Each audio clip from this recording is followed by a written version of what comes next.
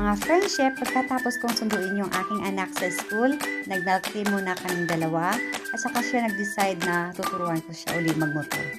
Finally, kahit papano natututo na rin, pinahayaan ko lang siya muna, tinuturuan ko kung paano gamitin yung motor at napatakbo niya naman kahit papano at tuwang-tuwa po yung tatay niya ay nakikita rin niya nagmumotor yung kanyang anak. Baka sa sunod niyan, nanakawin na ang susi ng motor ko. Nako na lang. Sigurado tayo dyan.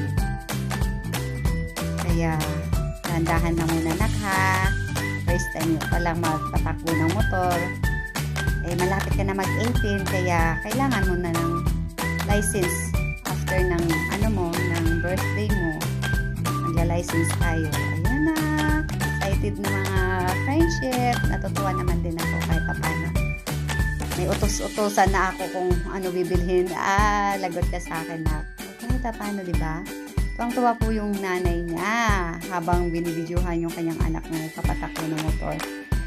So far, so good mga friendship. As you can see, marunong na yung anak ko kahit papano. Until next time po mga friendship, sa pagpatakbo ng motor ng aking anak, subaybayan niyo po hanggang sa matuto siya, hanggang sa magkaroon siya ng license. Anyway, hanggang dito na lang. Sa ulitin po mga friendship. Bye!